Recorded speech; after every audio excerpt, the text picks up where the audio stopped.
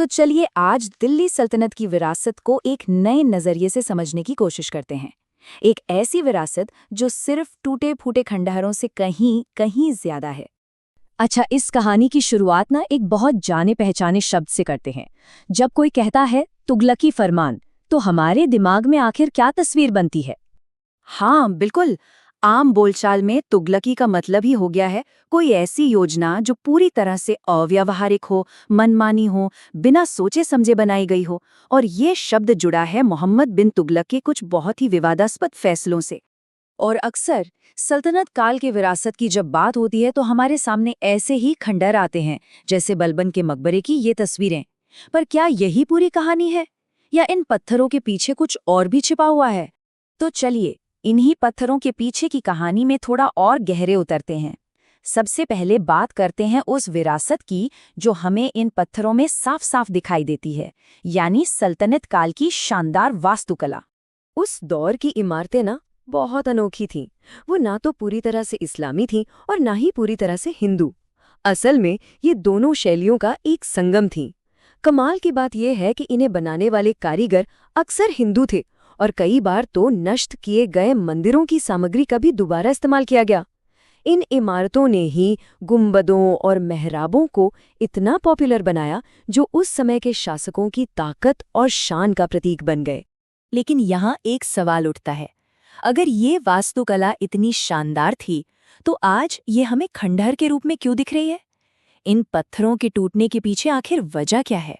देखिए, वैज्ञानिक तौर पर देखें तो इन स्मारकों के खराब होने के पीछे दो मुख्य तरह के कारण हैं।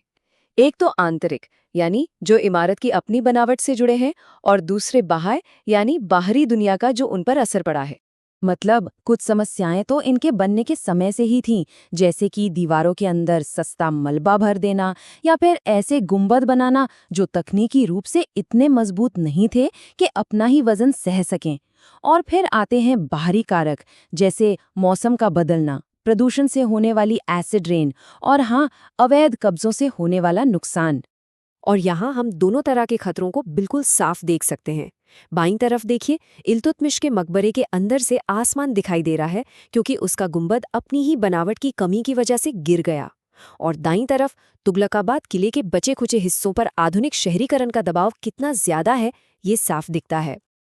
लेकिन रुकिए, सल्तनत की कहानी सिर्फ टूटते पत्थरों की नहीं है। चलिए अब कहानी का रुख पत्थर से पानी की ओर मोड़ते हैं और उस तुगलकी शब्द की पुरानी धारणा को बड़ा चुनौती देते हैं। तो मिलिए फिरोज शाह तुगलक से, अपने चचेरे भाई मोहम्मद बिन तुगलक से बिल्कुल अलग। फिरोज शाह को उनके प्रैक्टिकल कामों के लिए जाना जाता था, खासकर उनकी बनवाई हुई नहरों के लिए।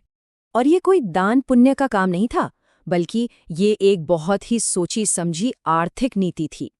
फिरोज शाह जानते थे कि अगर किसानों को सिंचाई के लिए पानी मिलेगा तो फसलें बेहतर होंगी, और बेहतर फसलों का मतलब था राज्य के खजाने के लिए ज्यादा लगान। मतलब एक ऐसी व्यवस्था जिसमें किसान और शासक दोनों का फायदा था। और यहीं पर कहानी का सबसे आश्चर्यजनक हिस्सा आता है। फिरोज शाह का ये काम सिर्फ इतिहास की किताबों में दर्ज होकर नहीं रह गया, ये आज भी जीवित है और काम कर रहा है। जरा पश्चिमी यमुना नहर की कहानी देखिए। इसे पहली बार 1330 के दशक में फिरोज शाह ने खुदवाया था। समय के साथ इसमें गाद भर गई। फिर लगभग 500 साल बाद 1817 में अंग्रेजों ने इसे फिर से खोला। उन्होंने इसे आधुनिक बनाया, और आज भी यह हथनी कुंड बैराज से निकलकर एक बहुत बड़ी सिंचाई प्रणाली के रूप में काम कर रही है। 20 लाख, ये एक बहुत बड़ी संख्या है, पर यह है क्या? ये हरियाणा की उस जमीन का रकबा है जो आज भी लगभग 700 साल बाद उसी मध्ययुगीन नहर प्रणाली से सींची जाती है। सोचिए, मध्ययुगीन इंजीनियरिंग का एक जीता जागता प्रमाण जो आज के कृषि जीवन को सीधे तौर पर प्रभावित कर रहा है। तो एक तरफ हमारे पास एक नहर है जिसे सदियों से संभाला गया और सुधारा गया है, और दूसरी तरफ हमारे पास पत्थर के स्मारक हैं जो टूट रहे हैं। तो सवाल ये है कि क्या हम इन स्मारकों को भी वही देखभाल दे सकते हैं? इन स्मारकों के लिए सबसे बड़े खतरों में से एक है जैविक क्षरण। मतलब दीवारों पर जो काई और फंगस की ये परतें जम जाती हैं, ये पत्थर को धीरे धीरे कमजोर करती रहती हैं।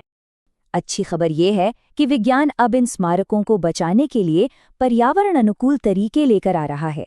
वैज्ञानिक अब लौंग और अजवाइन जैसे पौधों से निकाले गए तेलों का उपयोग फंगस को नियंत्रित करने के लिए कर रहे हैं।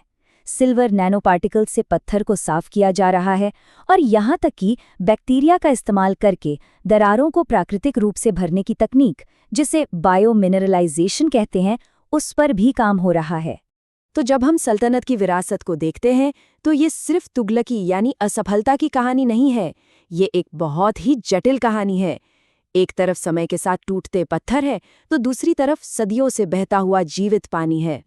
और ये हमें इस एक विचार के साथ छोड़ जाता है, हमारे आसपास और कितने ऐसे जीवित इतिहास मौजूद हैं जिन्हें हम शायद देख ही नहीं पा रहे।